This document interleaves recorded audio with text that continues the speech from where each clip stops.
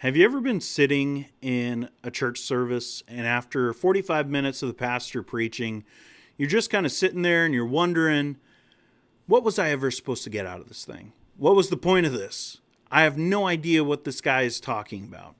I've been there. I've sat underneath a lot of bad sermons. I've also been the guy up on stage who, after hours of study, gets up with the best of intentions, preaches for 45 minutes, looks at the congregation, and knows deep down in his heart that they're wondering those exact same questions, that I just preached a bad sermon. So what's the difference between a bad sermon and a good sermon? I've been really wrestling with this for the last decade or so, and I think that it comes down to really 3 points, because I'm a Baptist. 3 points that make a good sermon. What a good sermon has to do. The first thing is that it needs to explain the text. Now, it doesn't need to explain everything about the text, which is a big trap that a lot of pastors fall into. And honestly, early on in my ministry, that was the biggest trap that I fell into. I was excited about the original languages, excited that, I got paid to study the Word of God. That's amazing. I'm just going to go deep, going to go crazy with this thing. And so I would study real hard.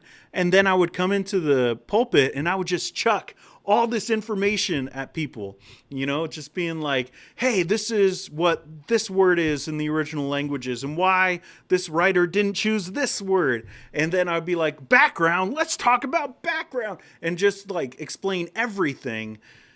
And I realize now that that wasn't helpful to my listeners. That wasn't helpful for their spiritual life. That was just information that I thought was interesting. They probably didn't, and it definitely wasn't helpful. So when I say explain the text, I'm meaning that you have to explain what the author of that verse that you're preaching intended to communicate to his listeners. So the main points. You need to be able to explain the main points of that text. And I think if you do that, just that alone will get you into the ballpark of having a good sermon. But if you just do that, you could do that and still preach a stinker. But I think if you do it, you're like halfway there to preaching a really good sermon. So explain the text, and then you got to engage the listener. Now, I don't mean that you have to entertain them. There's a big difference. A lot of people today, they think a good sermon is when someone gets up and they're super charismatic and they tell a lot of jokes. Maybe it's stand-up comedy. Maybe it's like a TED Talk. There's something about them as a person that makes them interesting. And they tell these really entertaining stories, and they preach their sermons in a really entertaining way. That's not what I mean. But what I do mean is that when you get up and you explain the text, you also need to remember that you're talking to real people. You're talking to your friends. If you're a pastor, you're talking to those people that you love and that you're ministering to. So you should be thinking about them throughout the week as you're preparing this sermon. You should be wondering, how can this explanation of the text apply to this specific person in my congregation?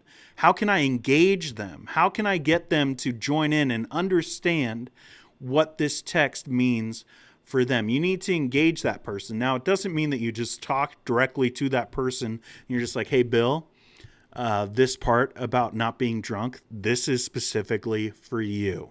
You don't do that. You don't embarrass people. There are some pastors who do it. But what you do is you bring them in through illustrations. You bring them in through just the way you line up your sermon.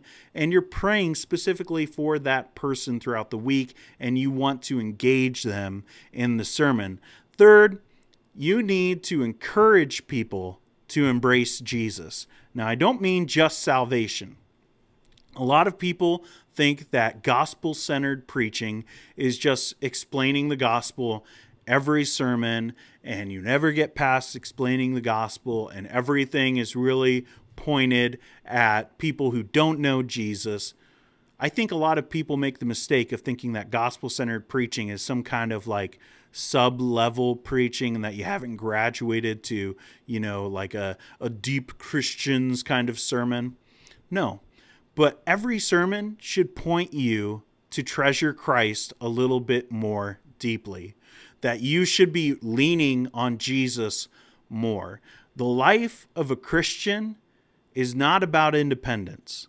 It's not about learning more and growing more so you can take care of yourself. The life of a Christian is supposed to be dependent upon Jesus, that you lean on Jesus. So every sermon should help the person, encourage them, lovingly show them that they need Jesus in that situation. So if you're preaching because Bill has been drunk the last 3 Sundays and you're preaching about drunkenness, you should explain that rather than finding satisfaction in alcohol, you should find satisfaction in Jesus and explain why he is so much more satisfying than alcohol or something like that. That's just one example. But every sermon should be pointed toward Jesus and getting people to just embrace him in their life, to lean on him, to have him basically stand up for them rather than them kind of take themselves up by the bootstraps and, learn how to handle their situation to the glory of God. That doesn't happen. It doesn't happen. We need Jesus for every moment of our life. And the only way that we grow as Christians is our dependence, our further dependence upon Jesus. So we got to explain the text.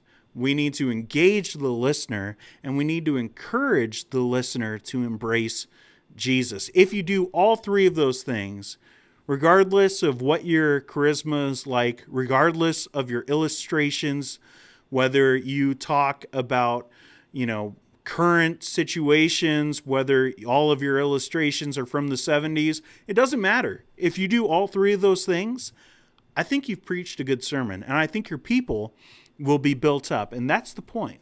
The point is to glorify God through the edification of the saints, which means the building up. And if you do those 3 things, I think that you've done a lot to get yourself there.